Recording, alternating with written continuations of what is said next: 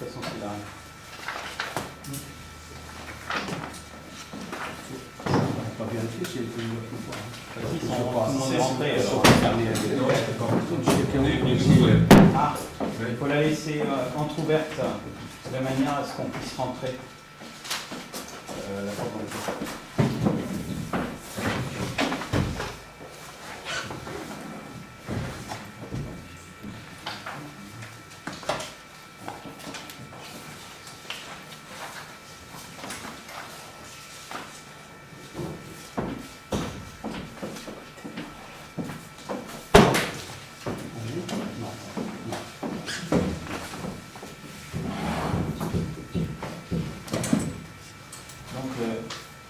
C'est bon, on y va. Donc j'ouvre la séance puisque le quorum est atteint.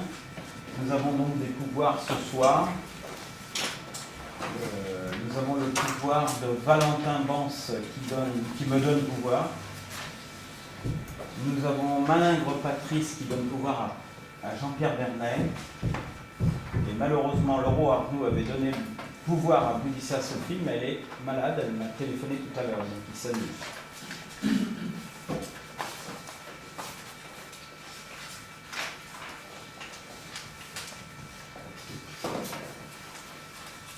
Donc il faut qu'on détermine un secrétaire de séance. Lors du dernier conseil municipal, le secrétaire de séance c'était Jean-Pierre.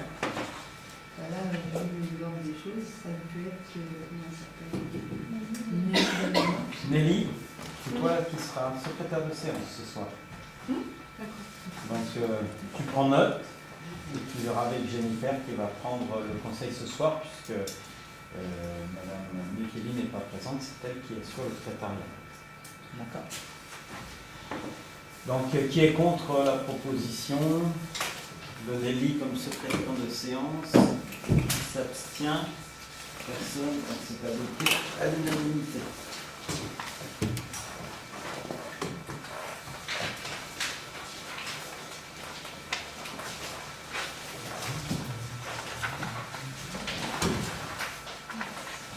Donc le premier point à l'ordre du jour, c'est évidemment le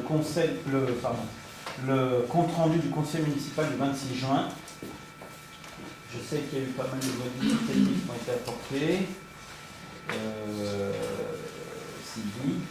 Oh non, c'est pas toi. Il y en était plusieurs, quand on a fait la préparation, on a apporté plusieurs. On a vu avec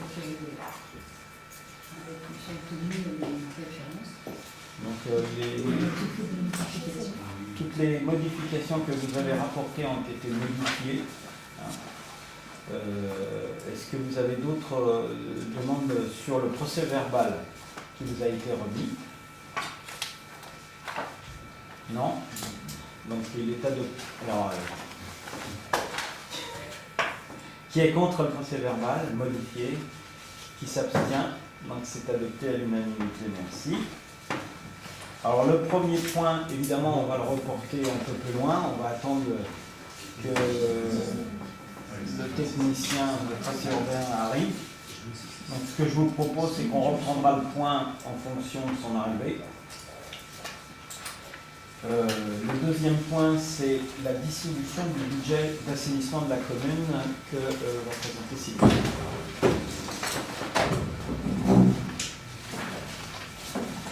J'ai oublié de dire, Maxime arrivera avec un peu de retard, mais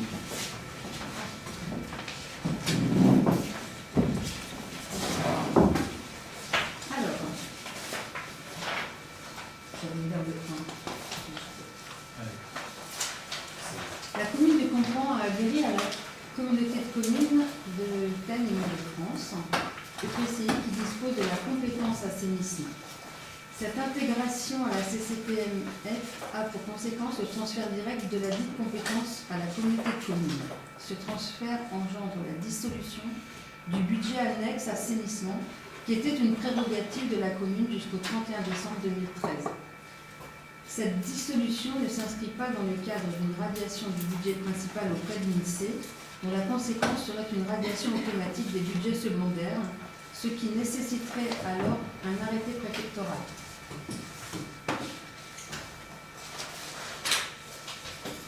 Toutefois, une délibération du conseil municipal prononçant la dissolution juridique du budget annexe assainissement est nécessaire afin d'autoriser les diverses opérations comptables permettant le transfert de ce budget à la communauté de communes avec la reprise du résultat et du déficit, transfert des restes à réaliser et des engagements.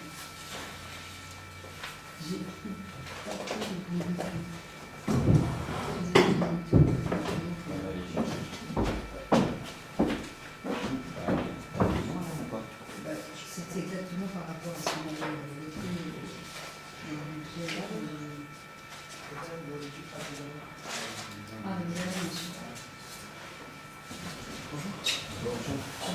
Installez-vous à côté, on a commencé le conseil, on reviendra à vous. Très bien.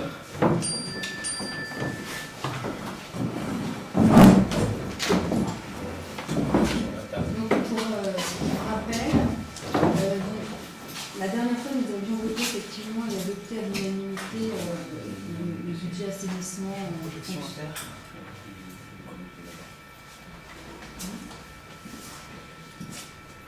Donc le déficit de fonctionnement 2013 et l'excédent reporté 2012 s'élevait à 63 257,17.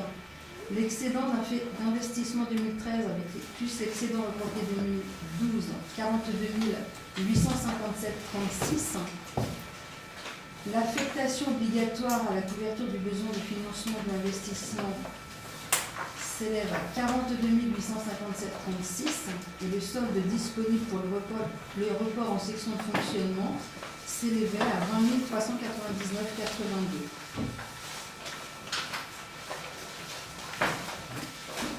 Donc il s'agit pour nous donc, de voter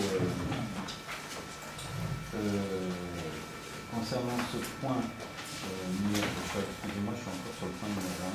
Oui, moi aussi, c'est ce que ça m'a pas fait. Concernant donc le budget d'assainissement, donc il s'agit pour nous de prononcer la dissolution juridique du budget annexe et d'autoriser les diverses opérations comptables qui seront nécessaires à travers ce transfert. Je rappelle qu'en même temps, les excédents seront reversés au budget général. Voilà. Donc nous allons voter la dissolution. Le transfert des excédents que vous avez votés dans le cadre du budget, plutôt du compte de gestion et du compte administratif, de manière à ce qu'il soit replacé dans le cadre du budget général. Voilà. Il s'agit d'une question formelle, mais qu'il est obligatoire de prendre. Donc, qui est contre cette proposition? Qui s'abstient? Donc, c'est adopté à l'unanimité. Vous notez l'arrivée de Maxime à l'heure où il vient d'arriver, évidemment, que ce soit dans le procès normal.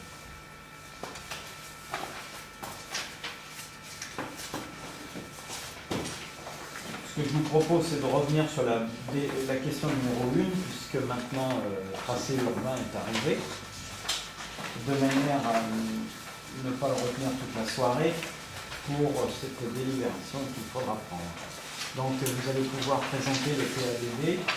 Je vous rappelle qu'on est obligé de le reprendre une nouvelle fois, puisque nous avons pris lors de notre dernier conseil municipal une délibération qui nous permettait de toiletter définitivement les questions qui pouvaient encore être attaquables par la suite.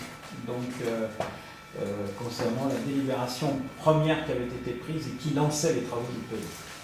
Puisqu'il fallait fixer normalement des objectifs, en tout cas, c'est aujourd'hui une obligation, ça ne l'était peut-être pas à l'époque. Voilà, j'ai sur le disque dur une projection. Formidable. Vous voyez avec notre technicien de service si ça fonctionne. Et puis on va être tout oui et en même temps je vais me bouger parce que sinon je ne vais rien voir. Il n'y a pas de PC comptable. Ah, on nous a dit que vous le projetiez là-dessus. Ah, je m'ai dit qu'il y avait un PC. Non, en fait on projette directement sur le grand écran à travers une prise. Avec un PC, la Non, personne qui vient, Ah, il amène son PC. Ah, on m'a dit qu'il y en avait un ici. Moi j'ai pas de PC ici. Ah. En fait, un PC portable. C'est une malade, mais on va Et elle l'a chez elle. Comment on a fait la dernière fois pour pouvoir le brancher? C'est lui qui a amené le sien. Madame Lambron-Ricard avait amené. Elle avait amené, puis elle l'avait branché directement là, parce qu'il y a des connectiques qui sont là. On en a nulle part ailleurs, nulle part. Ma connaissance, non. Non, Sinon, j'ai imprimé le contenu du PowerPoint. Je peux vous faire une présentation sans le support visuel et je pourrais vous faire passer par la suite. non, ce qu'on va faire, c'est des photocopies. Je vais nous faire pour tout le monde. Sinon, il faut prendre du temps pour ramener ici. Ah non, ça, Sinon, il faut la emmener dernière tout, fois, elle puis a la branché brancher. ce qu'il fallait. Hein. Oui. Ou alors, elle nous dit de se doter d'un portable. On a des portables, mais elle nous le dit avant, quoi. D'accord. Sinon, on aurait porté les portables perso, on aurait pris le tour, on aurait mis à disposition avant.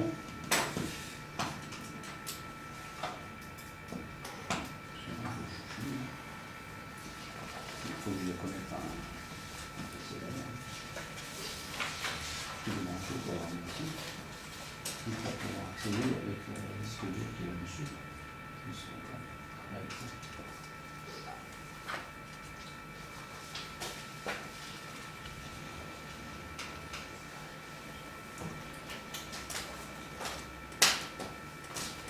Avec le check.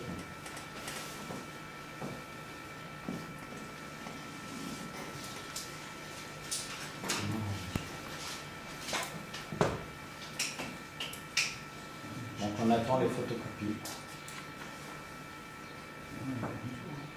Hein? Faut que j'aille brancher le truc, sinon. Non, c'est pas ça. Je ne sais même pas si c'est suffisant. Une tour, la brancher, la souris, le clavier et tout, il faut l'emmener. Pour pouvoir brancher dessus et jusqu'à un peu externe.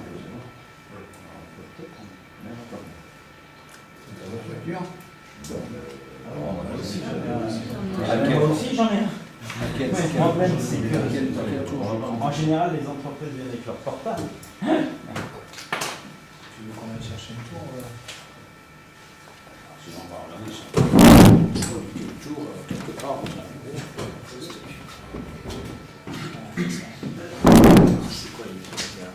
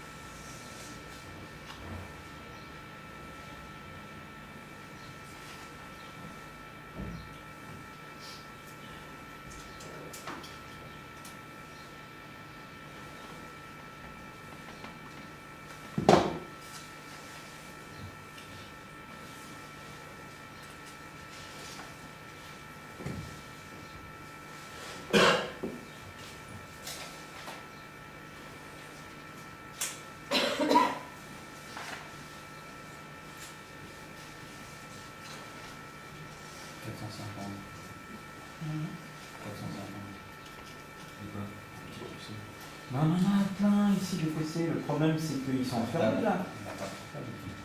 Bien sûr que si, mais ils sont enfermés. Moi, j'ai pas les clés de tout.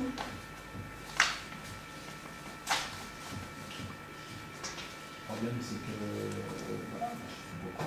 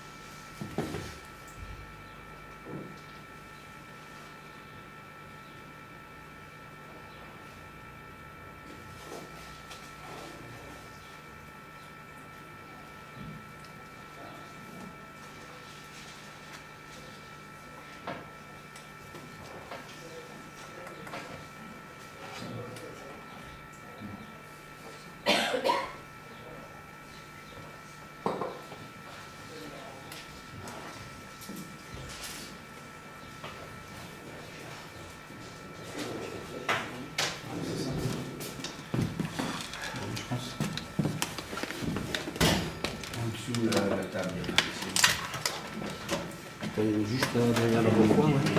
Ah, elle est sous la table. La multiprise, là. Ouais.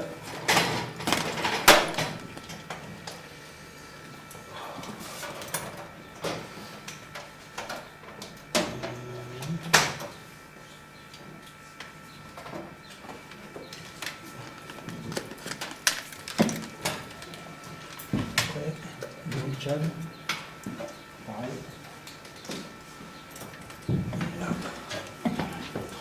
C'est par là.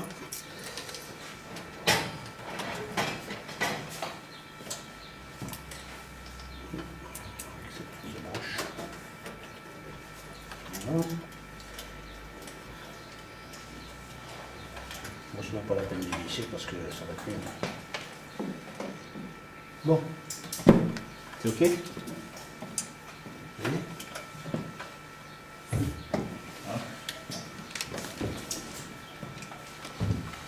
On va tenter de... Ah, autant de distance. Oui, mais il faut... Jean-Pierre, tu peux le... Ouais, ça y est.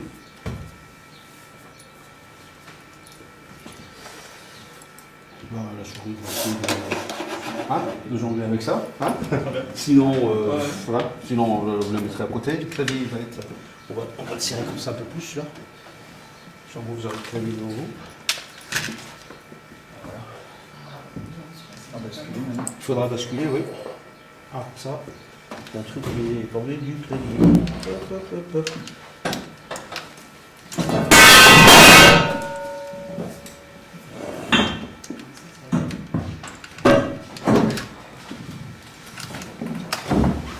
Bon, je vais le faire après ça.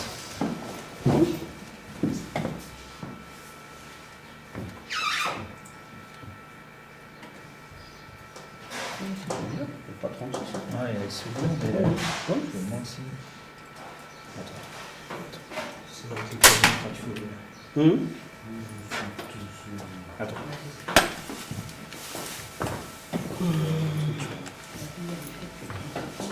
Ouais.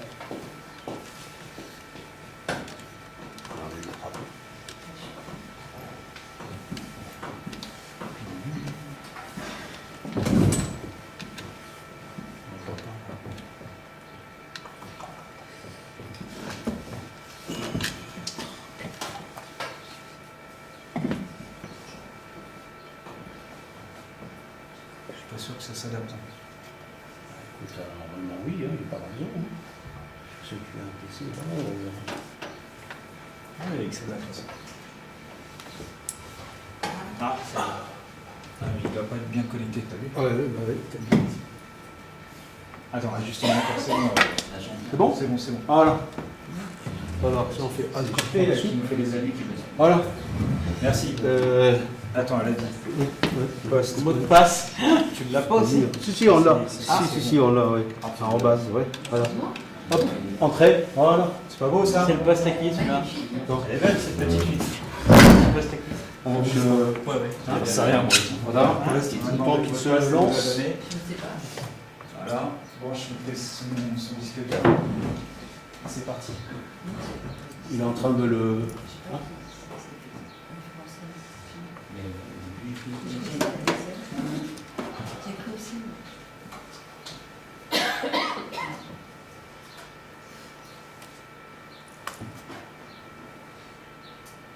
Il est en train, il est en train.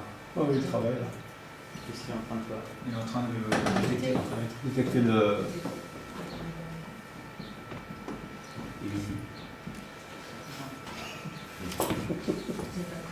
Il va arriver, il va y arriver. Hein? Je crois que ça marche un peu. Ah oui, ça marche. Oui, oui, oui, oui. Ah oui, ça marche. J'ai même.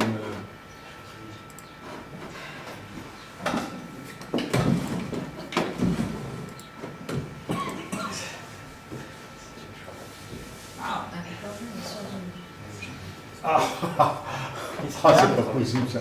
Il se peut que ça fonctionne pas correctement. Ah si, c'est bon. C'est bon? Et c'est 6. Ouais, d'accord. Il Et est c'est 6. détecté, ouais. Ok. Il est là. Ouais, c'est ça. Voilà, monsieur. À vous maintenant. Merci. Bon. Jennifer est en train de faire de toute façon les photocopies. Vous les aurez. Ça vous donnera un truc en plus, c'est pas plus mal. Et Vous nous dites quand vous êtes prêt. Oh, c'est bon, je suis prêt.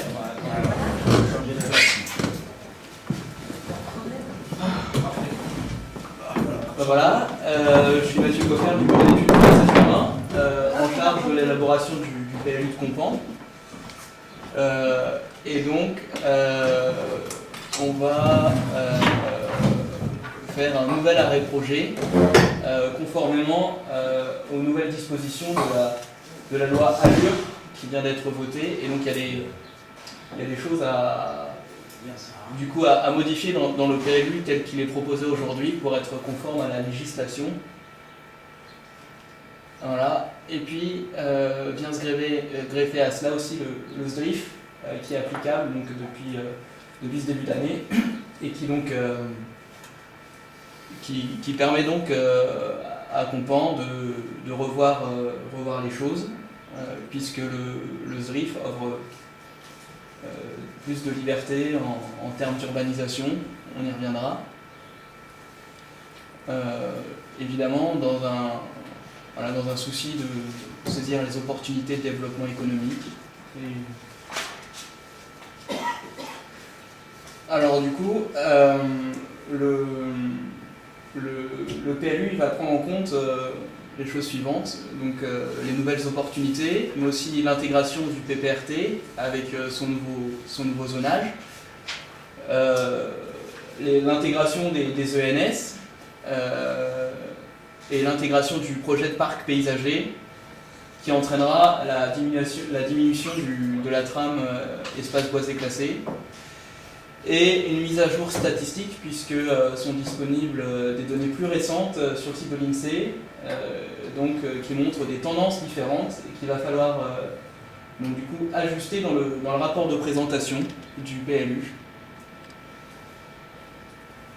Alors, voilà, comme vous pouvez le voir ici, un des zonages proposés pour le PLU, avec en haut, entre la voie rapide et la voie allant vers Mitriclay, je crois, une zone agricole qui ne pouvait pas être bâtie avant 2014 puisque le SDRIF n'était pas encore approuvé et maintenant avec l'approbation du SDRIF 2014 il peut y avoir l'opportunité d'urbaniser cette zone en activité. Alors bien sûr c'est soumis à conditions et la condition c'est d'une desserte adaptée en transport en commun et d'un projet d'aménagement. Donc il va falloir réfléchir à une desserte de cette zone pour d'une part répondre aux critères du SDRIF et pouvoir l'urbaniser. Alors ce que vous pouvez voir donc à gauche le nouveau SDRIF, à droite l'ancien SDRIF. Et voilà ce que ça change en termes cartographiques. Donc ce sont des pastilles qui offrent des possibilités d'urbanisation, puisqu'une pastille correspond à peu près 25 hectares d'urbanisation possible. Ce qui laisse entrevoir des choses.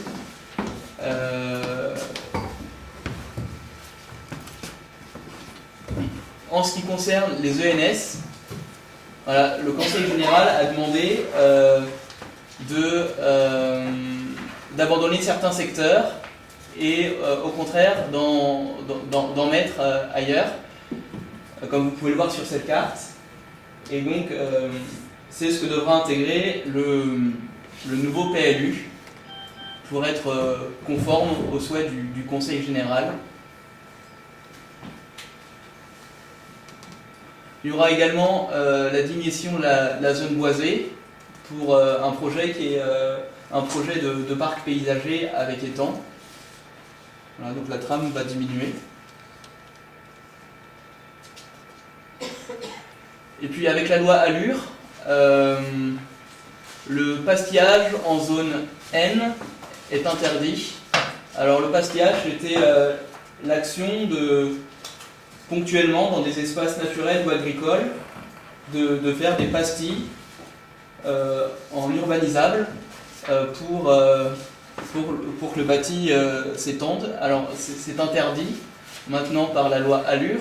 Par contre, ce qui est possible de faire, c'est de l'étoilage, c'est-à-dire sur des bâtiments qui ont un intérêt particulier, notamment architectural et patrimonial, de mettre une étoile pour qu'il soit protégé. Par contre, les zones NH1, au titre de la mousse, peuvent être conservées parce qu'ils revêtent d'un caractère exceptionnel qu'il faudra donc justifier pour pouvoir maintenir ce zonage en N, mais seulement pour la mousse. En ce qui concerne les données démographiques, donc elles ont changé, et donc cela va nous permettre de revoir le rapport de présentation. Notamment, on s'est aperçu qu'il y avait une perte démographique plus importante qu'envisagée, donc une tendance qui a légèrement modifié le rapport de présentation et donc le projet de PLU. Un taux de natalité qui est en dessous de la moyenne régionale, mais une population qui est majoritairement encore jeune. Et donc un enjeu de renouvellement fort des populations qu'il faudra clairement exprimer dans le projet de PLU et donc dans le projet d'aménagement et de développement durable. Et donc toutes ces composantes, donc SDRIF, ENS, Allure, etc., vont avoir des répercussions directes sur les pièces qui composent le PLU, notamment le plan d'aménagement et développement durable, le plan de zonage, le règlement, le rapport de présentation, le plan des servitudes et évidemment les panneaux de concertation publique.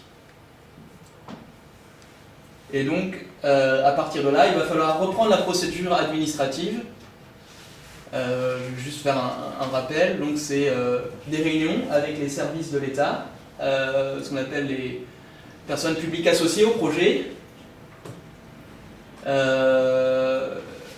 des délibérations sur l'ouverture du débat en conseil municipal. Je crois qu'elle a eu lieu la semaine dernière, ou il y a peu de temps. Une délibération 2 mois après sur l'arrêt du projet donc du PLU 2014. Puis une ouverture de la concertation publique, une ouverture de l'exposition du projet en mairie, un bilan de la concertation publique et une enquête publique avec un rapport du commissaire enquêteur qui permettra par la suite de prendre en compte l'avis des personnes concernées, avec une modification, le cas échéant, du dossier, et puis une approbation du dossier de PLU. Le PADD du 3e arrêt projet, donc, il repose sur 5 fondements qui touchent directement la commune de Compan. Un volet qui évoque le fonctionnement urbain, la vie locale, le cadre de vie et la cohésion sociale. Un deuxième volet sur le paysage, le cadre de vie, le patrimoine bâti et naturel. Un troisième volet qui touche essentiellement à l'économie. Un quatrième volet sur les déplacements. Et un 5e volet sur l'environnement, sur les risques, le développement des énergies. Je ne rentre pas dans le détail, mais après il y a 23 objectifs qui permettent donc de répondre à ces 5 volets. Évidemment, dans le respect du code de l'urbanisme. Donc sur ce tableau, vous voyez la correspondance entre ce que doit comporter un PADD de manière réglementaire et comment, dans le PADD, cela est traduit. Donc par exemple, la protection des espaces naturels, agricoles et forestiers. Et dans le PADD, on a le volet 5, environnement, qui permet de prendre en compte cette thématique. Sur les continuités écologiques, il y a le volet 2 sur le paysage et le cadre de vie, et notamment l'objectif 9 sur la protection de la biberonne. Sur l'habitat, c'est le volet 1 qui permet de répondre à cette thématique avec le volet fonctionnement urbain, En ce qui concerne les transports et les déplacements, c'est le volet 4, déplacements. Communication numérique, c'est le volet 5, environnement. Équipement commercial et développement économique, c'est le volet 3, économie. Pour les loisirs, c'est le fonctionnement urbain, avec un objectif précis qui est de créer un espace détente. Et sur la modération de la consommation de l'espace et la lutte contre l'étalement urbain, donc mesures phares du Grenelle et qui ont été reprises après dans la loi Allure, notamment, c'est le volet fonctionnement urbain avec un objectif de densification et favoriser le renouvellement urbain. Et alors sur cette carte, telle que vous pouvez le voir, donc, les différents volets et les objectifs qui ont été traduits de manière cartographique. Je vais détailler la carte, avec notamment le bourg. En ce qui concerne le bourg, donc, il y a tout un axe de travail sur l'accessibilité autour de la gare SNCF, la valorisation du patrimoine avec l'église,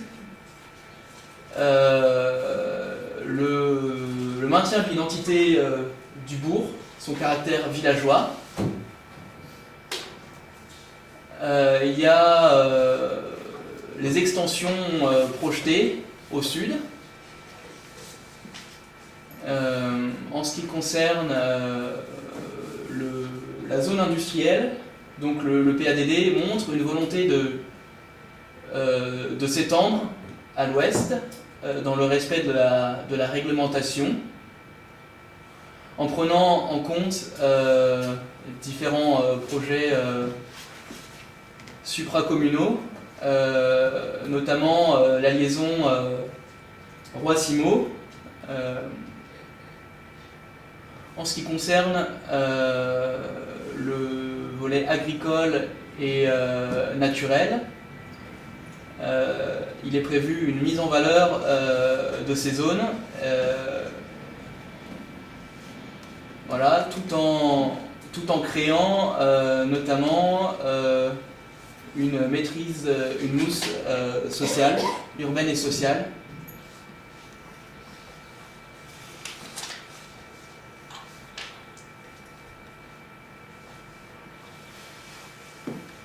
Voilà, ceci bien sûr pour répondre à des constats qui ont été faits lors de l'analyse du territoire de Compan,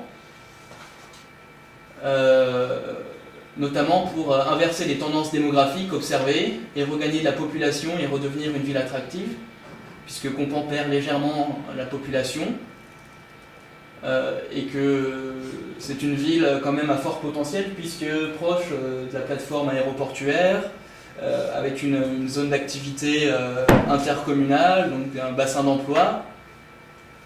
Voilà, c'est le deuxième constat. S'inscrire dans la dynamique territoriale du Grand Roissy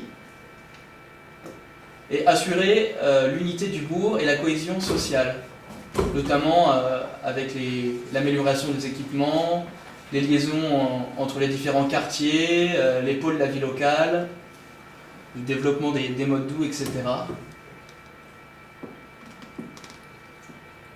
Donc le volet 1, fonctionnement urbain, vie locale, cadre de vie et cohésion sociale.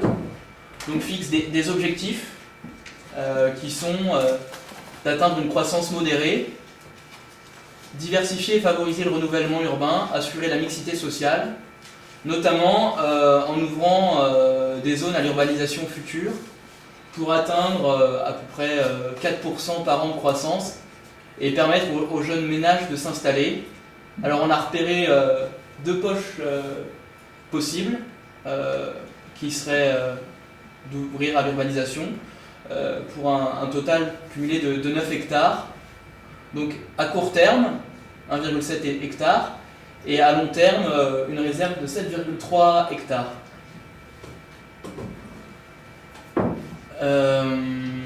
Il y a aussi le développement des logements aidés par petites opérations et dans le parc du château, avec un minimum de 20% de logements locatifs aidés dans les zones d'urbanisation futures.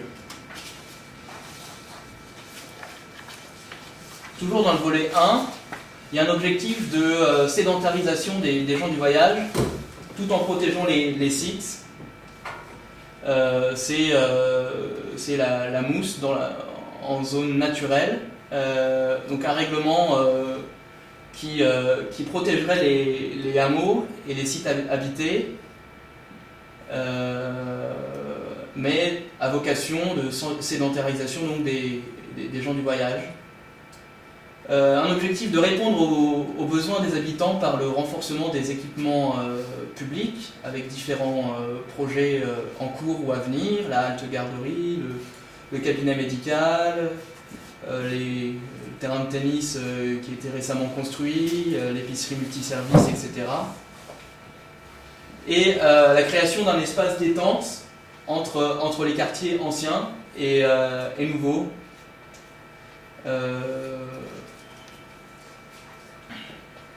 Le volet 2 concerne donc le paysage et le cadre de vie, le patrimoine bâti et naturel, avec les objectifs de maintenir le patrimoine bâti et naturel, en prenant en compte les spécificités architecturales du bourg, dans le règlement du PLU pour une bonne intégration des nouvelles constructions, donc avec un règlement spécifique à ces zones pour une cohérence architecturale, urbaine, paysagère, avec un objectif d'assurer une continuité paysagère entre les quartiers et les communes, notamment en maintenant des espaces verts existants par une trame qui les protégerait de l'urbanisation, par une protection des entrées de bourg dans les règles du PLU, par une création d'espaces verts entre quartiers existants et zones futures, par une protection réglementaire des berges de la Bibronne et des ENS, un projet de valorisation de la Bibronne, un projet de parc paysager entre le château et les zones boisées, et enfin une protection des zones boisées par classement, par la trame, ce qu'on appelle EBC, espace boisé classé. Sur le volet économique maintenant,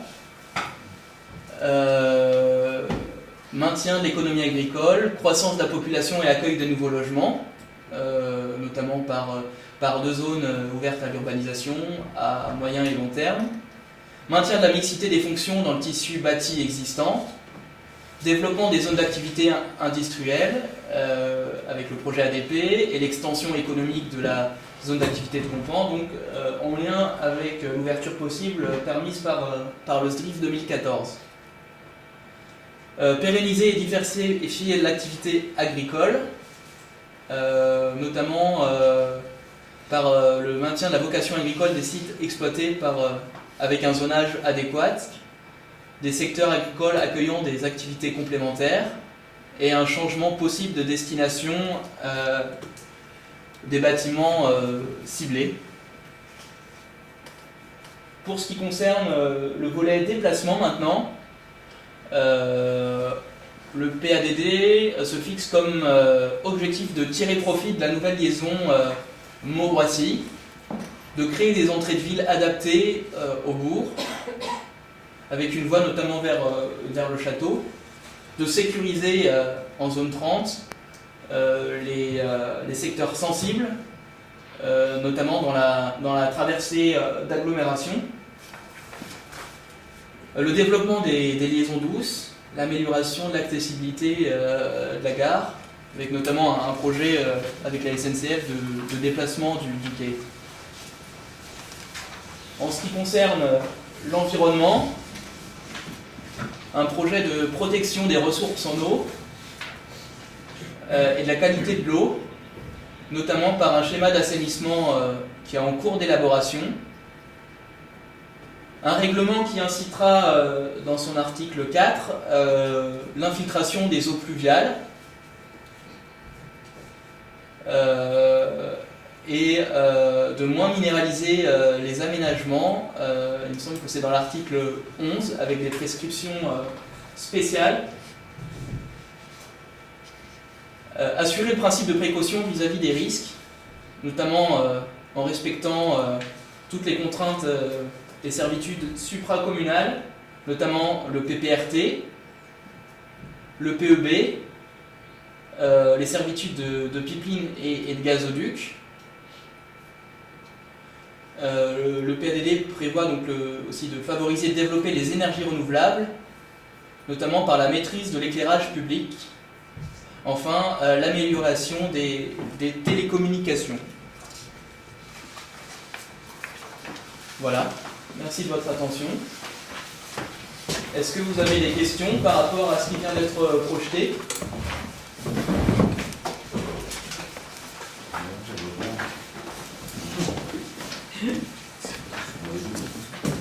S'il y a des petites choses, des petites précisions. Ah,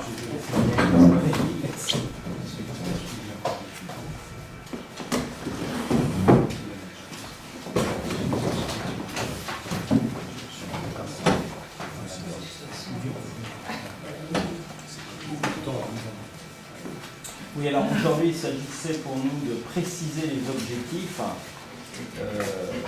Donc il y a des petites choses à changer, qui ne sont pas énormes, mais qui méritent d'être précisées un peu différemment.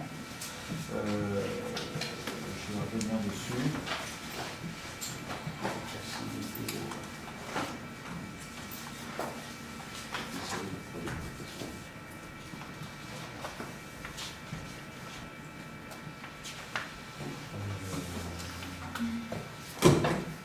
Alors déjà, il faut savoir que dans le parc du château, c'est pas le parc du château, faire très attention, c'est l'ancien parc. Parce que le parc il a été coupé aujourd'hui. Et en fait, quand on parle du parc du château, on ne fait rien du tout dans ce qui reste. C'est dans l'ancien parc, il y a un propriétaire sur un certain nombre d'hectares qui est envisagé la réalisation d'une maison de retraite et d'accompagnement de santé, avec un certain nombre de maisons satellites qui pourront y compris intégrer des constructions à aider, qu'on soit clair. En ce qui concerne les questions qui touchent, alors bon, ce qu'il faut noter, c'est dans le cadre de la présentation, évidemment, le PLU n'ayant pas été abouti dans la dernière mandature, forcément s'impose à nous de nouvelles contraintes qui font qu'aujourd'hui on ne peut plus réaliser comme on l'aurait souhaité un certain nombre de choses au niveau des moulins et au niveau des maisons agricoles. Donc, voilà, on est obligé d'en tenir compte. C'est dommage. En ce qui concerne les questions qui touchent aussi à la protection des abords, là-dessus on y est très attentif, donc il faut que ça soit maintenu, l'ensemble des entrées de ville. Et ce que je voulais dire aussi, c'était par rapport à la mousse, je vous rappelle que la réalisation de cette mousse nous permettra de déplacer des gens qui aujourd'hui sont sédentarisés le long de la Vibronne, en bas du lotissement La Fontaine, et au-delà de pouvoir décongestionner notamment des parcelles où il y a des familles qui sont en surpopulation, l'objectif étant de récupérer des parcelles le long de la Vibronne notamment. Et en ce qui concerne les questions touchant au développement de l'urbanisation industrielle, il s'agit pour nous de rendre possible, puisque le schéma directeur maintenant nous y autorise, de pouvoir sortir, ce qui aujourd'hui n'est pas le cas, puisqu'on a eu un accident il y a pas si longtemps, ça doit faire 1 ou 2 ans, il y a eu un accident d'un camion qui s'est renversé au bon point de la sortie de Campan. Les personnels qui travaillent dans la zone du parc sont restés enfermés dans cette zone pendant plus de 24 heures. Il a fallu aller leur apporter à manger, de l'eau, etc. pour pouvoir passer le temps, comme on dit. Donc aujourd'hui, pour nous, il est important que cette zone, comme l'autre phase d'ailleurs, on en discute avec l'aéroport de Paris, dans le cadre de l'aménagement du secteur ADP aéroportuaire, c'est d'ouvrir les 2 zones avec des évacuations qui permettent de ne pas avoir qu'une seule entrée et une seule sortie. Et dans ce cadre-là, dans le projet de développement d'aménagement urbanisable à caractère industriel et commercial de la zone du parc, l'objectif est de réaliser un accueil de micro-entreprises dont nous avons une forte demande. Évidemment, nous en profiterons pour nettoyer un certain nombre de préoccupations que nous avons dans le cadre des territoires abandonnés par l'État et qui ont conduit à ce qu'aujourd'hui nous avons des camps installés de Rome qui sont ni plus ni moins abandonnés par tout le monde, avec y compris une voie de circulation qui permettrait de renvoyer sur Thieu, sans passer par le centre du village, plus d'1 millier de véhicules jour. Donc pour nous, c'est aussi une des questions essentielles, c'est de rouvrir la voie en direction de la commune de Thieu. Voilà, tout ça concourt à un projet d'ensemble qui permettrait de réaliser non seulement un développement accompagné, avec un secteur industriel et commercial différencié de la zone industrielle de notre Compan, parce qu'il ne s'agit pas pour nous d'accueillir le même genre d'entreprise, mais d'autoriser y compris la possibilité d'accueillir des petites entreprises, y compris à vocation commerciale, avec peut-être de l'hôtellerie. Voilà. Ce qui est déjà prévu en face sur le territoire de la dépôt, au-delà de ce qui n'est pas couvert par le TPR. Voilà, pour le reste, on ne décoiffe pas le projet PLU puisqu'il conserve l'essence, je dirais, pleine de ce qui avait été projeté. Donc par contre, on intègre bien les nouvelles voies effectivement de déplacement qui nous sont d'une part imposées par le département, à travers la liaison de Mont-Roissy, mais y compris à partir de ce que nous négocions avec le département dans le cadre des réalisations des voies futures sur Compan. Et notamment le chemin royal qui devrait être aménagé du côté de chez Franier, puisque il y aura une réalisation d'une voie circulation qui permettra de sortir de Compan sans être obligé de repasser par l'entrée principale de Compan. Voilà, puisque la voie de la D212 ne sera plus accessible dans les champs là-bas, au tourne à gauche. Cette voie deviendra communale et desservira essentiellement la commune, le secteur agricole et les compagnies.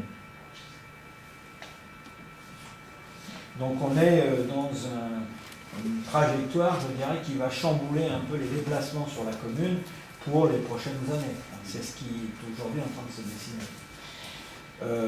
Dernièrement, alors pour compléter, dernièrement, j'ai eu l'information, pas plus tard que la semaine dernière, que le Conseil général avait retenu la réalisation d'un merlon sur Compan. On l'avait demandé, on l'avait soutenu. Voilà. Donc on vient d'obtenir la réalisation du merlon. Il faut qu'on rentre en contact avec eux pour une réunion début septembre. De l'autre côté, les ENS m'ont contacté cette semaine, je vous fais.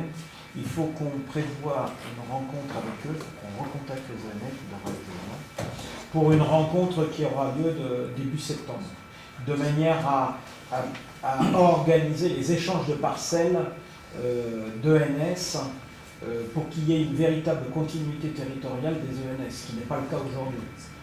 Je vous rappelle pour la petite histoire, c'est curieux, c'est unique en France, mais la station d'épuration est en zone ENS. Voilà.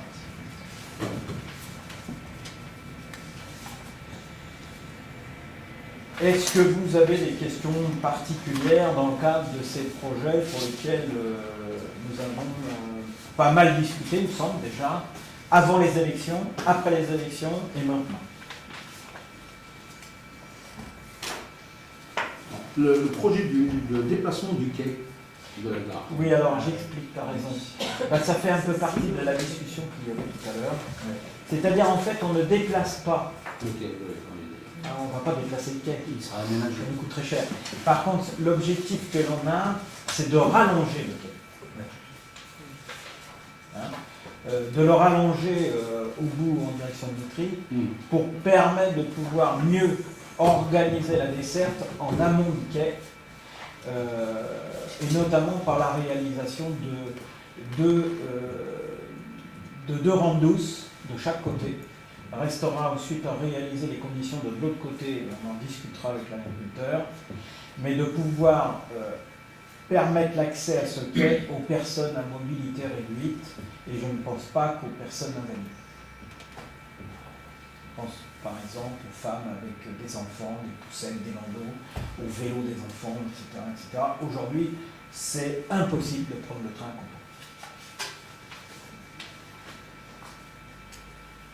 Est-ce que ça répond à... Ah non, mais c'est pour que la réponse soit soulevée. Alors bon, pour la petite histoire, on a eu une réunion tout à l'heure, et un des partenaires avec qui nous travaillons va rencontrer la SNCF à ce sujet, puisqu'il a d'autres sujets à porter. Il va en profiter pour porter celui-ci, afin qu'on puisse rencontrer les architectes de la SNCF. Alors, je ne sais pas si c'est la SNCF, hein. Je pense que c'est Réseau de France, c'est Réseau Ferré, hein, c'est ça. Voilà. Parce que c'est compliqué à la SNCF, hein. Il y a 3 services. Hein. Toi, tu connais mieux que moi. Il y a Réseau Ferré, il y a SNCF. C'est pour ça qu'il y a eu grave d'ailleurs, mais bon. Oui, non, mais quand tu t'adresses à eux, c'est compliqué, parce qu'il y a chaque fois 3 voies sur l'autre. Hein. Non, mais c'est Réseau Ferré. C'est Réseau Ferré, c'est ça.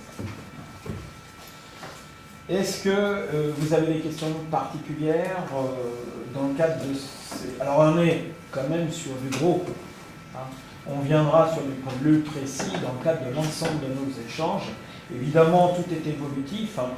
Il y aura certainement des évolutions d'ailleurs, puisqu'il y a des choses qui ne sont pas dedans que je voudrais qu'on rentre dedans. Après, ça va être un débat. Et puis, il y a peut-être des choses qui sont dedans qu'on devra retirer. C'est le débat qui va s'engager avec nos partenaires pendant les 3 mois qui seront ouverts, et ensuite dans le cadre des réunions publiques. Voilà, c'est vraiment le projet sur lequel on va construire la base du PLU. Donc après, sans rentrer dans les détails, on aura un règlement avec un certain nombre de règles, donc c'est très codifié. Il y en a 16 au total, qui permettront donc de ne pas faire n'importe quoi en termes urbains, et donc de répondre à tous les objectifs que vous avez vus dans la présentation, c'est le PADD. Et voilà, donc par exemple sur la hauteur des bâtiments, sur la desserte routière, sur les réseaux, sur les télécommunications, etc. Voilà, donc ce sera présenté ultérieurement de manière plus précise, tracés urbains, et donc la mairie de Conflans travaille à la réalisation de ce règlement et des autres pièces constitutives du PLU. Et nous nous sommes rapprochés des services du département, de l'État, de manière à travailler beaucoup plus ensemble pour éviter tous les écueils et les problématiques qu'on a pu rencontrer, ce qui nous permettra de pouvoir porter un véritable projet solide, y compris qui sera discuté avec tous nos partenaires associés, y compris la Chambre d'agriculture, bien évidemment.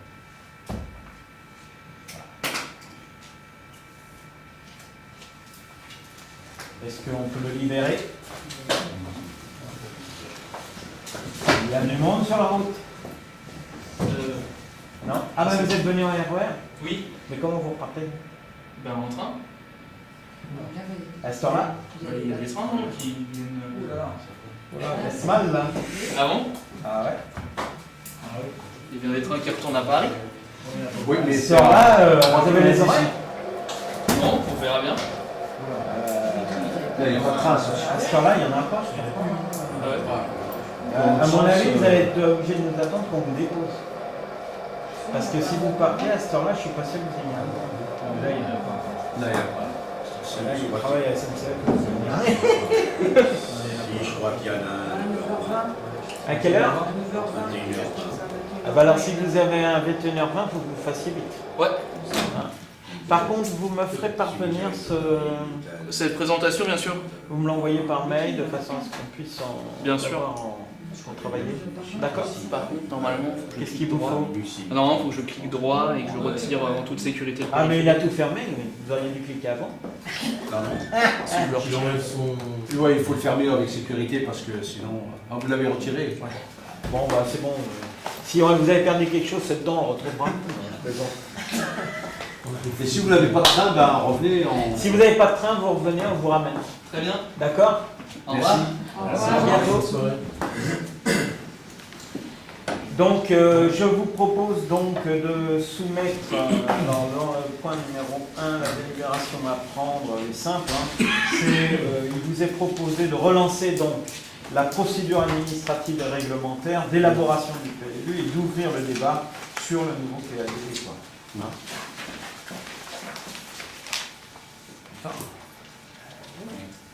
Donc, qui est contre?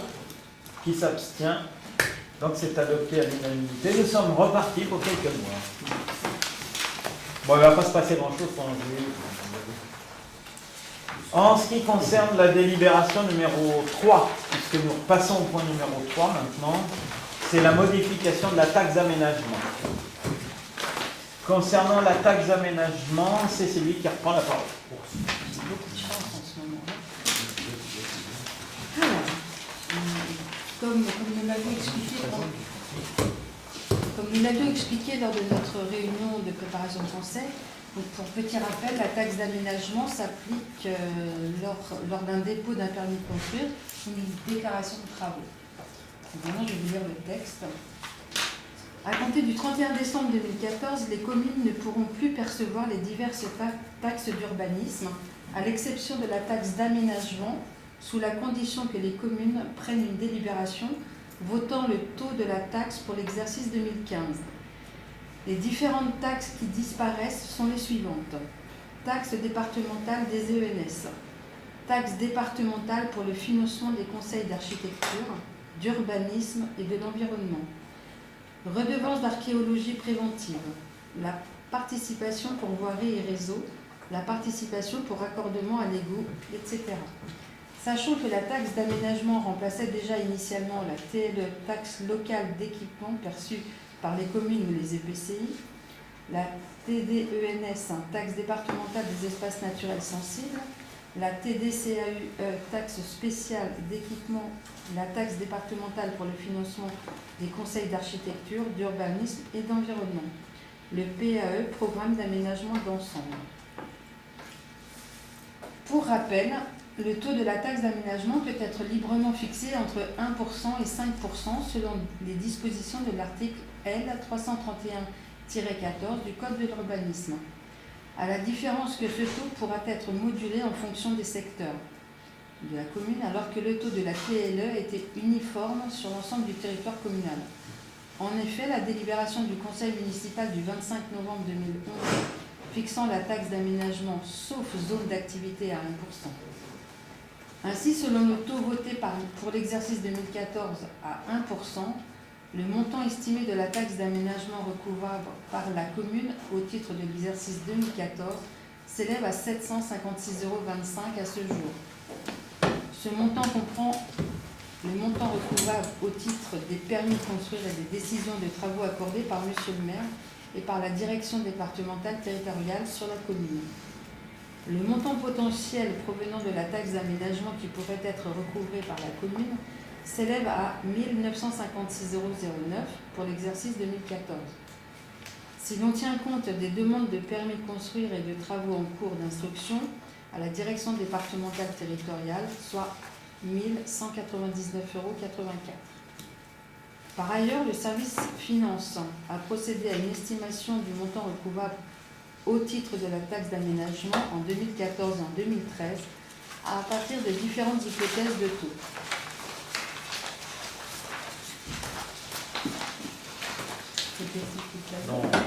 On l'avait fait en préparation. Vous avez les tableaux, je vous les regarderai. Ils sont bâtis à partir d'un certain nombre de taux, 2, 2,5, 3, etc. Voilà. Alors, il faut noter que pour l'exercice 2013, le recouvrement de cette taxe n'avait pas été effectué et avait entraîné un manque à gagner pour la commune d'un montant légèrement supérieur à 7 600 €. Pour information, l'assiette de la taxe d'aménagement par rapport à la TLE, la surface prise en compte n'est plus la chaume, surface hors œuvre nette. Elle correspond désormais aux surfaces de plancher des constructions SDPC, closes et couvertes d'une hauteur de plafond supérieure à 1,80 m calculé à partir du nu intérieur des façades, déduction faite des vides et des trémies. Par ailleurs, la valeur forfaitaire est désormais unique. Elle est fixée en Île-de-France à 804 € le mètre carré, au-dessus de 100 mètres carrés, et 407 € en dessous de 100 mètres carrés, valeur de janvier 2014. L'assiette de la taxe sera donc le produit de la surface de la construction et de la valeur forfaitaire unique fixée en janvier 2014 en Île-de-France à 804 € le mètre carré. Cette valeur sera révisée au 1er janvier de chaque année par arrêté ministériel en fonction du dernier indice du coût de la construction publié par l'INSEE. Par ailleurs, un abattement de 50% est appliqué de fait sur cette valeur pour, premièrement, les locaux d'habitation et d'hébergement ainsi que leurs annexes, les logements aidés et sociaux, mentionnés aux articles 278 et 296 ter du Code général des impôts, soit pour les opérations réalisées dans le cadre de la politique sociale et dont la taxe sur la valeur ajoutée est perçue au taux réduit de 5,5%. Deuxièmement, les 100 premiers mètres carrés des locaux d'habitation et leurs annexes à usage d'habitation principale. Troisièmement, les locaux à usage industriel ou artisanal et leurs annexes, les entrepôts et hangars non ouverts au public faisant l'objet d'une exploitation commerciale et les parcs de stationnement couverts faisant l'objet d'une exploitation commerciale. Par exemple, la taxe d'aménagement d'une habitation à usage principal de 160 mètres carrés avec un taux à 2%, donc 100 mètres carrés multiplié par 407 plus 60 mètres carrés multiplié par 804 € multiplié par 2%, ce qui fait un résultat de 1 772,80 €, moins un abattement de 50%, soit une taxe d'aménagement de 886,40 €. Deuxièmement, les exonérations. Le législateur a prévu d'exonérer de plein droit, article L331-7 du Code de l'urbanisme, les constructions et aménagements destinés au service public, les constructions dont la surface est inférieure ou égale à 5 mètres carrés, les constructions et aménagements réalisés dans une opération d'intérêt national ou d'une ZAC, les constructions bénéficiant de prêts locatifs aidés d'intégration, PLAI, les locaux agricoles, les aménagements prescrits dans un PPRI, périmètre de protection des risques d'inondation, la reconstruction des locaux sinistrés, la reconstruction à l'identique d'un bâtiment détruit ou démoli depuis moins de 10 ans. 3. Les exonérations facultatives. Toutefois, au regard de l'article L331-9 du Code de l'urbanisme, les communes ainsi que les conseils généraux et le conseil régional de la région Île-de-France peuvent par délibération exonérer de la taxe d'aménagement en tout ou partie chacune des catégories de construction ou aménagement suivantes. Les locaux d'habitation et d'hébergement mentionnés d'un prêt aidé de l'État hors PLAI, dans la limite de 50% de la surface excédant 100 m² pour les surfaces des locaux à usage d'habitation principale financés à l'aide du prêt à taux zéro renforcé. Les locaux à usage industriel mentionnés au 3e de l'article L 331-12 du Code de l'urbanisme, locaux à usage industriel ou artisanal et leurs annexes, les entrepôts et hangars non ouverts au public faisant l'objet d'une exploitation commerciale et des parcs de stationnement couverts faisant l'objet d'une exploitation commerciale. Les commerces de détail d'une surface de vente inférieure à 400 m² et les immeubles classés ou inscrits parmi les monuments historiques. Il est donc demandé au conseil municipal de, premièrement, statuer sur la possibilité de voter un taux de la part communale supérieur à celui institué de plein droit par le Code de l'urbanisme fixé à 1% et modifier la libération du 25 novembre 2011. Statuer sur le fait de ne pas moduler ce taux selon les secteurs de la commune. Statuer sur un taux fixe de 2%. Décider d'exonérer totalement les catégories de construction ou installations autres que celles prévues par le législateur au titre des exonérations facultatives. On cite, pareil, les locaux d'habitation et d'hébergement mentionnés d'un prêt aidé à l'État hors PLAI. Deuxièmement, dans la limite des 50% de la surface excédant 100 m² pour les surfaces des locaux à usage d'habitation principale, financés à l'aide du prêt à taux zéro renforcé. Troisièmement, les immeubles classés ou inscrits parmi les monuments historiques. Merci Sylvie. Donc il s'agit pour nous de mettre en place avec un taux de 2% cette nouvelle taxe qui vient en fait fusionner un ensemble de taxes et de manière à ne pas être décroché ce que nous avions comme référence sur Compan. La proposition est de tenir compte de tous ces éléments et il nous paraît juste, si on veut rester au niveau de ce qui existait auparavant, de maintenir le taux de 2%. Voilà. En ce qui concerne les exonérations facultatives, nous vous proposons de retenir les 3 cas qui ont été cités par Sylvie, qui notamment permettent d'aider, dans le cadre des réalisations futures dans l'urbanisation, les personnes qui auront des prêts aidés par l'État. Voilà, en gros. Est-ce qu'il y a des avis contraires à ces propositions? Il faut arrêter quelque chose ce soir, hein, obligatoirement. Donc, qui est contre? Qui s'abstient? Donc c'est adopté à l'unanimité, merci. Il ne nous restera plus qu'à aller les chercher, parce que nous avons perdu des moyens financiers qui n'ont pas. C'est pour ça qu'on est en train de se mettre en ordre du marche au sein des services de la commune. En ce qui concerne la délibération numéro 4, il s'agit, je crois que c'est moi qui présente pas. C'est bon. C'est bon. Il s'agit donc de désigner les commissaires de la commission communale des impôts directs. L'horreur. Hein? Super. Alors, je vous rappelle que c'est une commission qui se réunit pas tous les jours. Si elle se réunit 2 fois dans l'année, c'est le record du monde. Par contre, on est obligé de la réunir, puisque vous savez que c'est cette commission qui donne son avis avant les impositions fiscales, hein, sur l'ensemble des modificatifs apportés à travers les permis de construire notamment, ou les nouveaux permis de construire. Donc l'article 1651 du Code général des impôts prévoit que dans chaque commune, il est institué une commission communale des impôts directs, évidemment qui est renouvelée après chaque élection municipale, c'est pour ça qu'on le voit aujourd'hui, on ne le reverra plus pendant 6 ans, sauf à remplacer des gens qui pour des raisons X ne seraient plus présents, composée du maire, de son adjoint délégué et de 6 commissaires pour les communes de 2000 habitants au moins. Au moins. Au moins.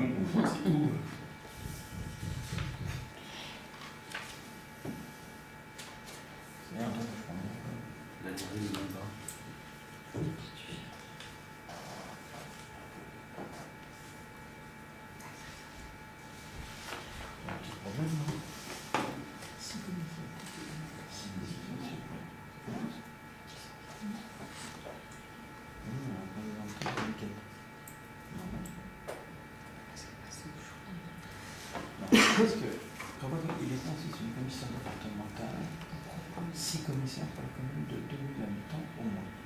6 commissaires, maire et suppléant. La durée du mandat d'élément, le combien de procès on doit essayer, 6 commissaires suppléants, 6 commissaires suppléants. Mais pourquoi? Pourquoi il y en a deux? Parce que c'est les impôts qui choisissent.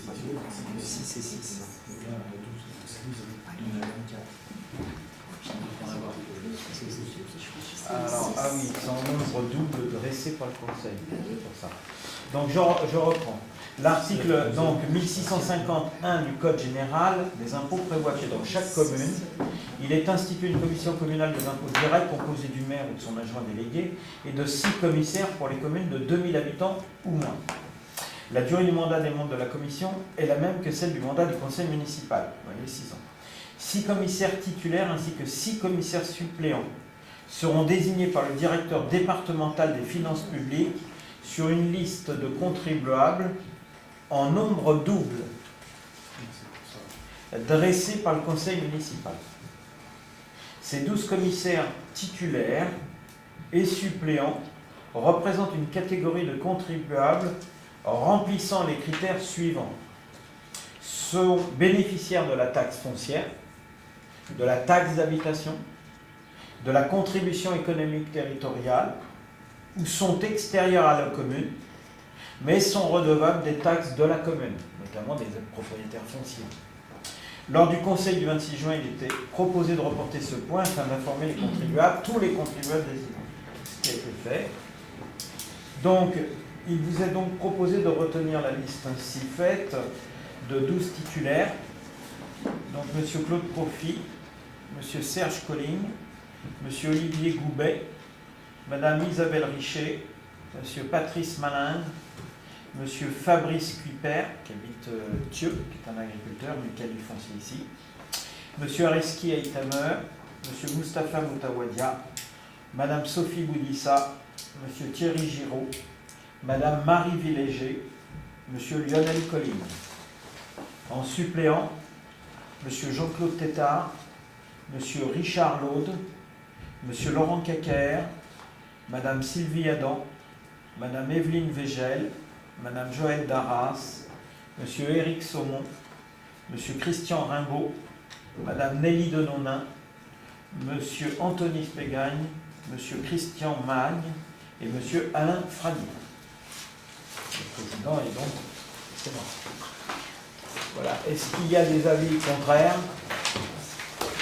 Des abstentions? Donc c'est adopté à l'unanimité, merci. Délibération numéro 5, il s'agit de désigner nos délégués communaux aux commissions. Alors on désigne nos délégués à aux commissions de la communauté de communes que nous allons proposer. Hein, puisque je l'ai dit, ils ne seront pas forcément tous retenus.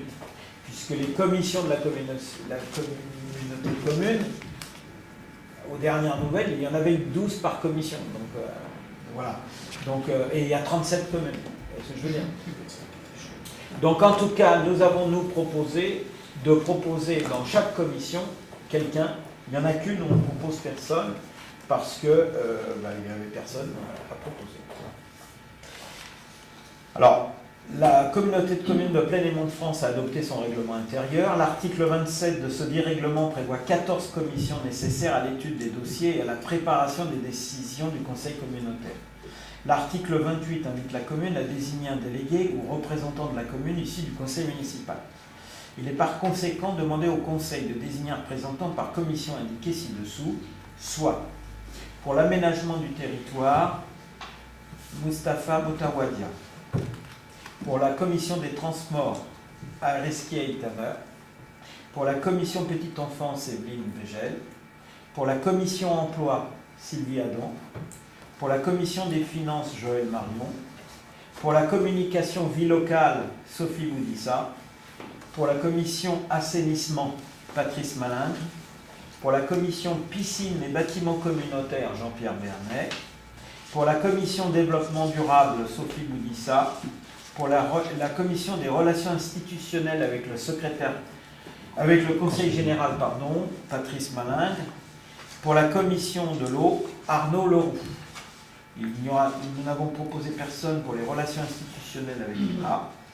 Je rappelle que ne peut être présent un même membre de la communauté, ne peut être membre que de 2 commissions communautaires. D'accord? C'est le règlement. En ce qui me concerne, je serai donc président de la commission, quand il y en aura une, qui sévit sur les risques et la sécurité des zones industrielles et artisanales de la communauté de communes. C'est une affaire qu'on verra ça en septembre. Voilà, qui est contre ces propositions? Qui s'abstient? Donc c'est adopté à l'unanimité. Merci. Délibération numéro 6. Je passe la parole au maître de cérémonie, Anthony Stougain. Merci. Alors, la question numéro 6 concernant les tarifs pour l'accueil de loisirs sans hébergement. Donc à partir de la rentrée de septembre 2014, nous allons mettre en place et faire fonctionner un accueil de loisirs sans hébergement ou ALSH sur les mercredis après-midi et les périodes de vacances scolaires. Or, pour pouvoir le faire fonctionner correctement, il est nécessaire pour nous de prévoir les tarifs applicables à partir donc, du mercredi 3 septembre 2014. Tout d'abord, pour information, il faut savoir le coût de revient moyen pour la municipalité pour le fonctionnement de ce service, donc en incluant charge du personnel, des locaux, prestations de services, les activités et le matériel, s'élève à 40 € par jour par enfant. Nous concernant, nous avons la volonté de proposer des tarifs qui permettent à tous les foyers de pouvoir inscrire leurs enfants dans cet ALSH. Nous avons donc choisi d'appliquer un quotient familial basé notamment sur ce qu'on avait fait pour les colonies. Vous avez sous les yeux donc, le tableau des différents quotients qui ont été retravaillés par les services concernés, afin que tous, même les quelques extérieurs qui peuvent être concernés, puissent bénéficier de tarifs relativement avantageux, quand on connaît les tarifs pratiqués en général dans les communes, qui sont bien supérieurs à ceux que l'on propose dans ce tableau. Hormis le prix du repas qui est un prix unique à 2 € comme vous pouvez le voir, tous les autres tarifs, donc tarifs journée, sont dégressifs en fonction du revenu fiscal des foyers. Il faut aussi que l'on prévoie des tarifs de demi-journée matin et après-midi, puisque les parents ont la possibilité d'inscrire leurs enfants uniquement sur une demi-journée avec ou sans cantine par exemple si le désir, et puis nous aurons la journée du mercredi après-midi, qui sera la continuité de l'école le mercredi matin dès la rentrée prochaine. Pour rappel, jusqu'à présent, nous avions donc, un accord avec la commune de Mitry-Mory pour accueillir nos enfants dans les centres de loisirs, pour un tarif journée qui s'élevait à 15 € et dont la commune prenait en charge 50% de ce montant. La volonté était de rester, en tout cas de ne pas dépasser pour la grande majorité des foyers ce prix à la journée, chose qu'on a, je pense, réussi à faire. De plus, il nous est proposé de prévoir un abattement sur le montant global en fonction du nombre d'enfants, à savoir donc un abattement de 20% pour les foyers inscrivant 2 enfants et un abattement de 30% maximum pour des foyers inscrivant 3 enfants et plus. Voilà. Donc demander au conseil municipal d'approuver ces tarifs. Peut-être rappelle les tranches. Sur les tranches, Pour les tranches, pour le tarif jour qui est proposé. alors pour le tarif extérieur sur le tarif jour, donc proposé pour la journée incluant le repas, 12 €. Pour la tranche 1 sur les companais, un tarif à 10 €. Alors il y a une coquille, c'est 10,80 €. Là, c'est une coquille. Alors, Oui. il faudra la changer sur la délite. Fais attention. Oui, C'est 10,80 €. 80. La tranche suivante à 9,60 €. Ensuite, la tranche numéro 3, 8,40 €, puis 7,20 €. Ensuite 6 €, 4,80 € et enfin la dernière tranche, la 7e, à 3,60 € la journée. Vous voyez que proportionnellement, sur les tarifs demi-journée du matin et de l'après-midi, on a baissé les taux en fonction de ce calcul.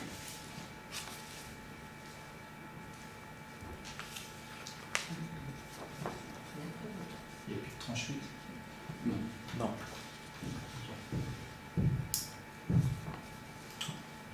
C'est clair pour tout le monde ou vous avez des questions à poser à Anthony? Ouais. Pas besoin d'un exemple. Donc on sera très proche de ce qui se pratiquait au niveau des prix depuis quelques années. Il y aura légèrement plus pour certaines tranches du quotient les plus hauts. Voilà, et les extérieurs sont à 12 €, ce qui reste très raisonnable au regard des prix pratiqués aux alentours. Voilà. Alors quand on parle des extérieurs, c'est les extérieurs qui ont des enfants à l'école. Est-ce qu'il y a des avis contraires? Alors simplement, donc pas d'avis contraire. Est-ce qu'il y a des abstentions? Non. Donc c'est adopté à l'unanimité. Je préciserai simplement, parce qu'on peut en avoir discuté avec Anthony, dans tous les cas de figure, nous reverrons le tarif de la cantine, et peut-être y compris de la garderie. Nous reverrons ces tarifs en même temps d'ailleurs que le quotient familial lui-même pour le 1er janvier 2015. Ce qui nous donnera le temps de pouvoir apprécier l'ensemble des éléments et de faire quelque chose qui soit correct et qui tienne la route. Voilà. Le point numéro 7 concerne un oubli. Hein? Si. En ce qui concerne le point numéro 7, toujours Anthony, tu présentes. Alors, qui concerne donc le tarif d'un séjour qui n'avait pas été discuté au conseil précédent, concernant le séjour Adiractif à Rimini. Donc c'est un séjour oublié, dans la liste que l'on avait proposée au conseil municipal du 26 juin, pour un montant proposé par l'ODCVL, l'organisme, pour un montant de 1 154 €. Pour rectifier cet oubli, il est demandé donc, au conseil municipal d'approuver ce tarif pour un montant donc, de 1 154 €. C'est un séjour de combien de jours, tu te rappelles? Une quinzaine, ça? Je crois que c'est 15 jours, je crois. Tu peux nous dire un petit peu comment ça se présente? Non. Non, tu sais Je pas? peux pas en dire plus. D'accord. Non, je ne parle pas de Rimini, je parle des séjours de cet été. Non, sur les séjours colonie, je l'ai davantage survolé, m'étant concentré sur les rythmes scolaires. Tu as très bien fait, c'est l'essentiel. Je sais qu'il y a une vingtaine de compagnies. Oui, en plus, Une vingtaine d'enfants qui partent en colo. 27 enfants Ensemble, ensemble. 25. C'est plus que l'année dernière déjà. Ouais. Il y en a 2 qui vont à Rimini. Ah, il y en a 2 qui y partent. Il faut vite adopter. C'est mieux. Non, mais après, ça a l'air en tout cas bien cadré par rapport au DCBL, puisqu'il est venu, il a fait une présentation. On a reçu déjà les convocations. Et ça s'est bien passé. Ouais, la présentation. Donc, non, je pense que c'est une réussite. Je pense qu'ils vont être contents de petits jeunes. Et bien tant mieux pour eux, qui partent et qui s'oxygènent, en espérant qu'ils n'auront pas les mêmes problèmes que certains. Est-ce qu'on entend la télé? On ne sait pas ce que c'est exactement. Il faut être très prudent. Oui. Parce qu'on parle beaucoup de l'eau. Il faut être très très prudent. Bon, donc tout le monde est d'accord pour Rimini, il n'y a pas de problème. Donc c'est adopté à l'unanimité. En ce qui concerne la délibération numéro 8, il s'agit là, alors c'est moi ça, hein, je crois, du remboursement de 2 séjours qui l'été dernier ont posé de gros soucis, des problèmes.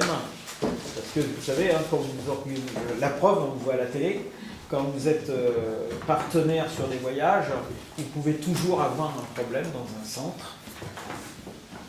Voilà, c'est comme ça. Et quand ça arrive, il faut réagir, prendre en compte les problématiques et voir avec les différents partenaires pour ne pas laisser perdurer un problème pour les familles surtout et les enfants bien évidemment.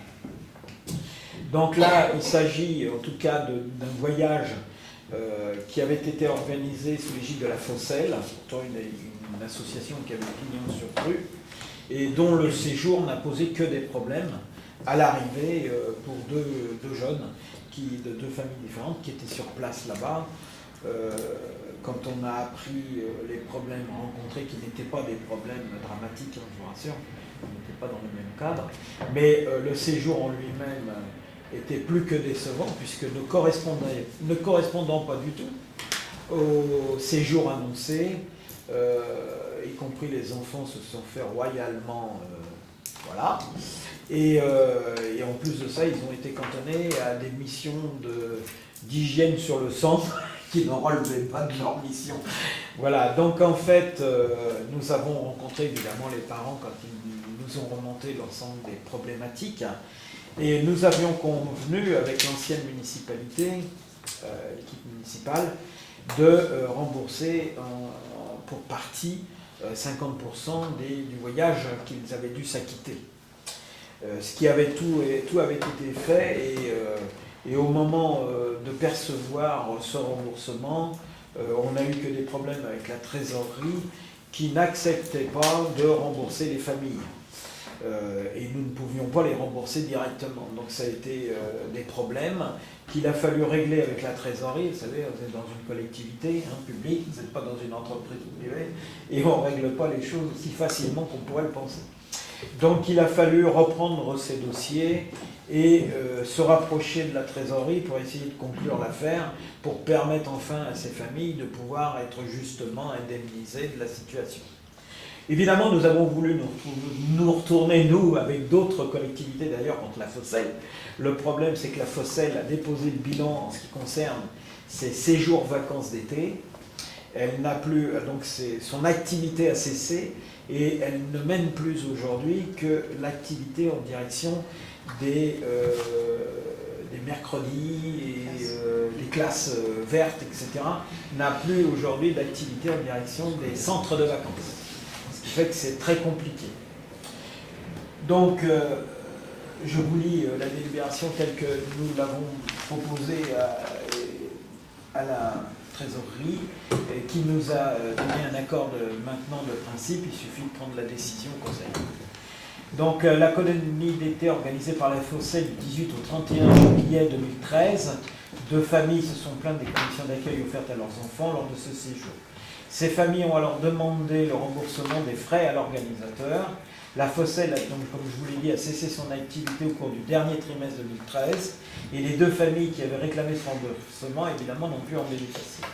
Cette association ayant été proposée par la commune et afin de diminuer le préjudice de ces familles, Monsieur le maire a accepté de procéder au remboursement des frais facturés par l'organisateur à hauteur de 50% des frais engagés par ces familles, soit un montant de 223,87 € pour l'une et de 248,75 € pour l'autre. Afin d'entériner cette décision, la trésorerie souhaite une délibération du conseil municipal afin de procéder au remboursement de ces frais, car il s'agit d'une prise en charge exceptionnelle, évidemment, de la commune. Il est donc demandé au conseil municipal d'approuver le remboursement de ces frais aux familles pour un montant de 223,87 € et de l'autre de 248,75 €. Voilà. Ce sont des familles comprenaises. Ah bah, oui, c'est sûr. Il y en a une qui habite mon lotissement et une autre qui habite la rue Saint-Lambert. Mais je tairai les deux. Mais si tu les veux, nous pourrons te les donner. Non. Il n'y a pas de problème. Qui est contre? Qui s'abstient? Donc c'est adopté à l'unanimité, merci. Avec un nombre d'écart, ils pourront être votés. En ce qui concerne non mais je sais que leurs enfants sont déjà inscrits pour partir. Parce que les enfants, malgré tout, souhaitent partir avec les copains et les copines, et c'est ça. Sauf que l'année dernière, ces enfants étaient partis qu'à 2 et ils ont fait le mauvais choix. Acquisition de 3 parcelles au moulin de Condé. Donc, je rappelle que ces 2 points qu'on va voir ont été rapportés pour que je puisse continuer à négocier avec les 2 propriétaires. Donc, il s'agit là des 3 parcelles au moulin de Condé. M. Bouquin a fait savoir à la commune qu'il souhaitait vendre ces parcelles cadastrées. Numéro B276, 5 hectares 8650 m², NB8300, 1163 m² et B301, 1222 m², pour une superficie totale de 6 arts et 1035 m². Il s'agit de terrains agricoles et dans le cadre de notre convention avec la SAFER, cette dernière a négocié un prix de vente avec le propriétaire de 198 365 €. Les services de domaine ont été sollicités pour avis et ont estimé, à titre indicatif, je le rappelle, la parcelle B300-301 à 1,80 et la parcelle B276 à 1 euro. Ce qui revient à 62 943 euros l'acquisition. Le conseil municipal du 26 juin a reporté cette question afin de continuer la négociation sur le coût de l'acquisition par la commune. À notre demande, la SAFER a négocié avec M. Bouka, qui proposait 3,25 € le mètre carré et a proposé en dernière offre le mètre carré à 3 €, soit les 61 035 mètres carrés pour un montant d'achat de 183 100 €, au lieu de 198 365 € initialement proposés. Il est donc demandé au conseil municipal d'approuver cette vente pour un montant de 183 105 € et d'autoriser le maire à signer tous les documents relatifs à cette acquisition.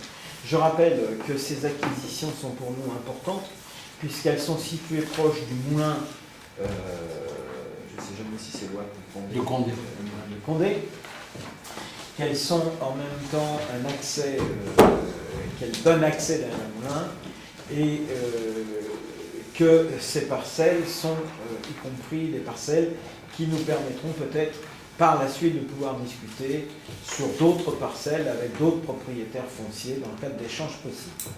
En ce qui concerne en même temps, ces parcelles restent d'un intérêt évident pour la commune dans le cadre du développement et des projets environnementaux de la commune. Voilà. Évidemment, je vous rappelle que lors du budget de la commune, nous avons réservé les moyens financiers pour l'achat de ces fonciers qui étaient prévisibles et prévus. Ils sont aujourd'hui prévus. Donc je pense que la négociation à 3 € est une bonne négociation. Monsieur Bouquin, que j'ai eu au téléphone, m'a dit qu'il souhaitait ne plus descendre puisqu'il avait d'autres acheteurs sinon potentiels et qu'il souhaitait depuis le départ négocier avec la commune, ce qui a été fait depuis plus d'1 an. Et je l'en remercie d'ailleurs, parce que je pense que si tous les propriétaires fonciers étaient aussi sympathiques, nous aurions d'autres possibilités de pouvoir mieux contrôler notre territoire. Est-ce que vous avez des questions particulières, des suggestions, des interrogations? Je vous rappelle que par le passé, vous n'étiez pas présent, j'avais rencontré un industriel qui était venu se présenter sur ces parcelles, notamment la plus grande, et qui était venu me faire les louanges de ces terrains, m'indiquant qu'il était prêt à nous les rétrocéder une fois qu'il les aurait exploités. Je me suis demandé ce qu'il voulait. Et en fait, il était venu me demander de pouvoir faire comme à Villeparisis, de faire de l'exploitation de la tourbe pendant 2 ans. Alors, je ne dis pas les camions. Et en me promettant qu'à l'issue, il nous rétrocéderait les terrains qui auraient été entièrement aménagés en espace vert et avec un bel étang et des espaces pour les pêcheurs. Je lui ai dit non, je ne souhaitais pas me libérer de la tourbe à Pompon. Voilà.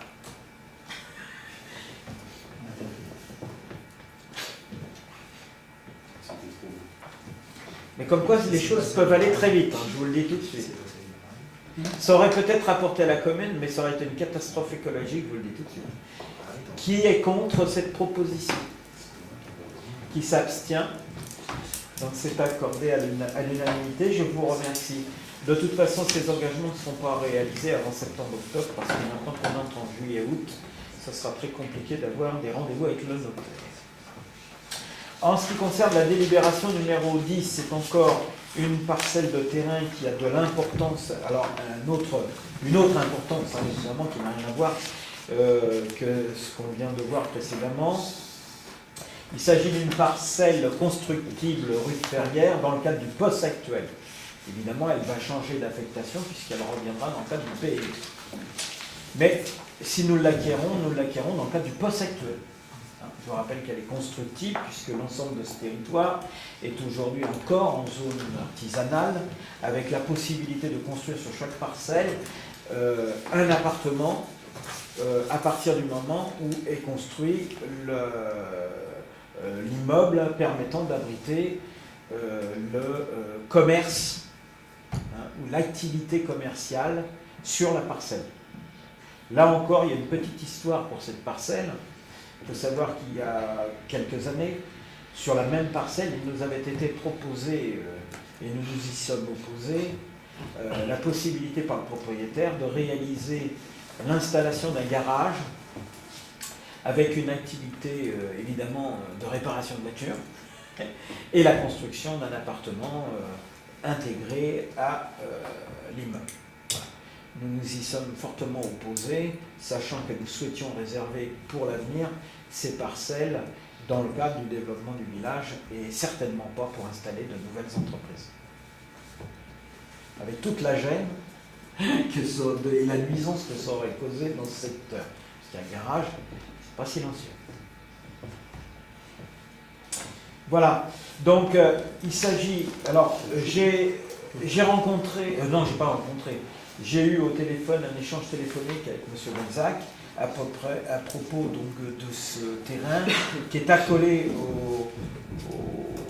au terrain qu'il nous a déjà rétrocédé à travers la vente, qui est le parking qu'il y a rue de Ferrières, donc que la commune a acquis.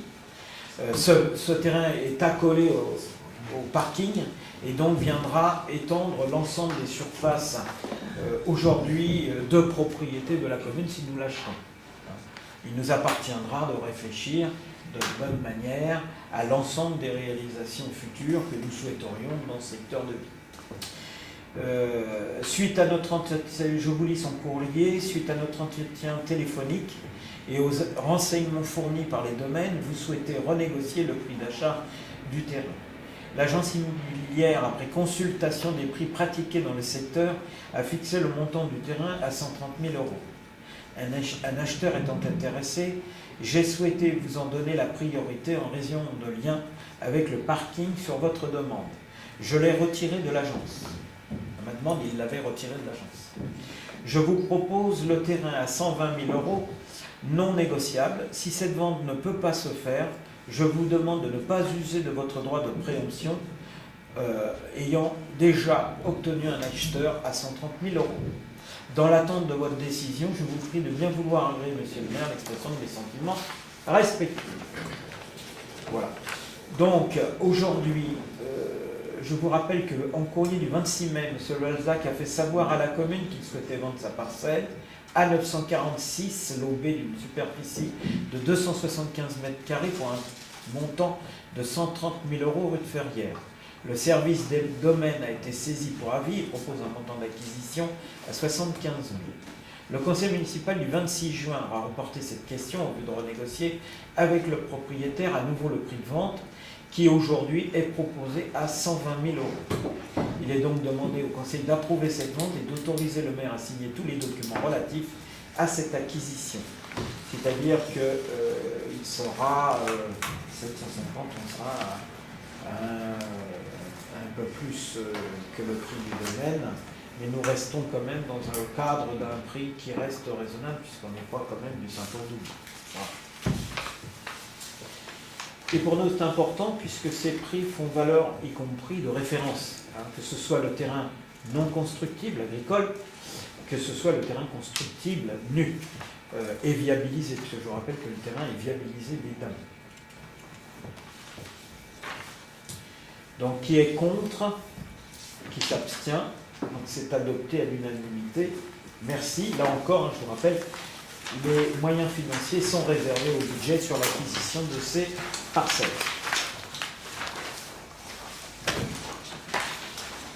Voilà. Simplement aussi quand même.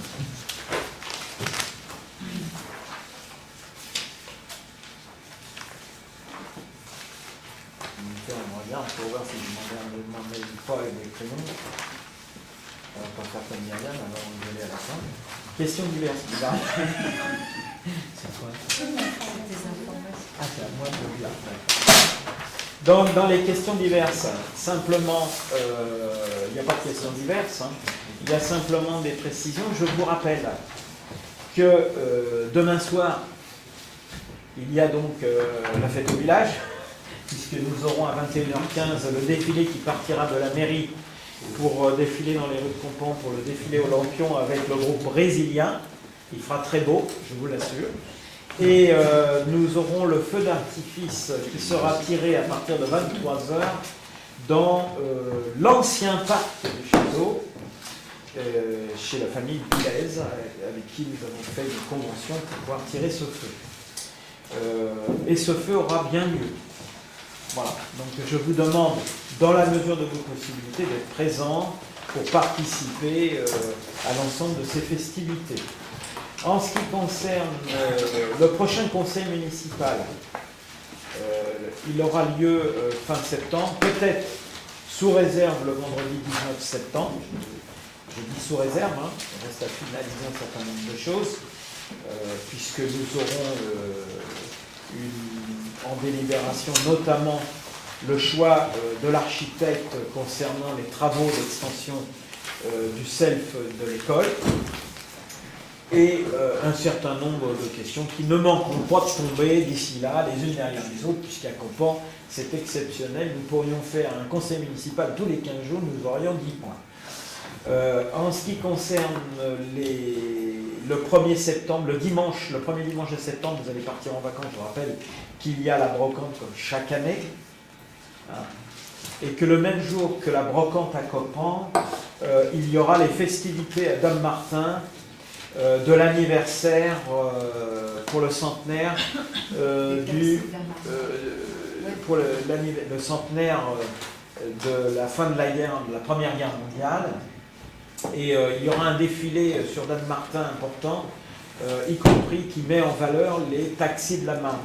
La commune est associée avec Dommartin et d'autres communes à cette organisation.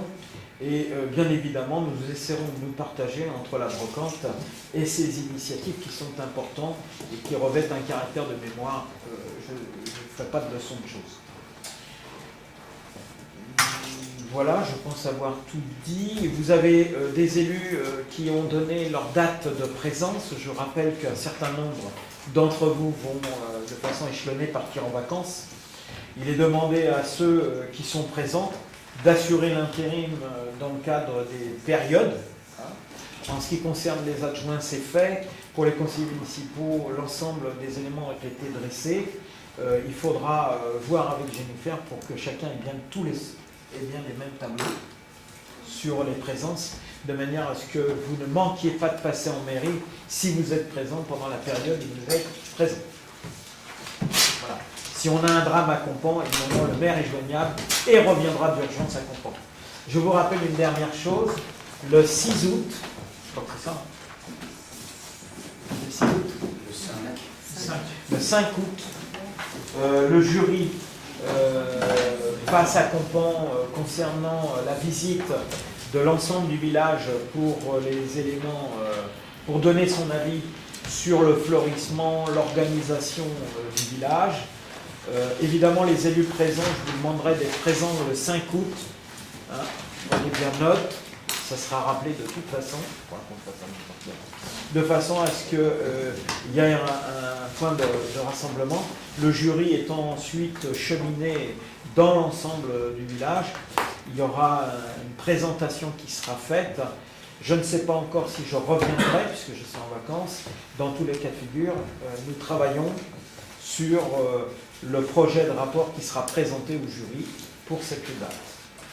Voilà, j'en ai terminé. Je vous demanderai de rester après la séance, puisque nous avons beaucoup de choses à fêter. Et notamment, nous avons à fêter le bac de Maxime, puisqu'il a été... Pas le bac, c'est quoi le BTS? Ah ben c'est encore mieux. Le BTS, je m'excuse, pas ici. Le bac, c'est mieux. Le BTS de Maxime qui a brillamment réussi son...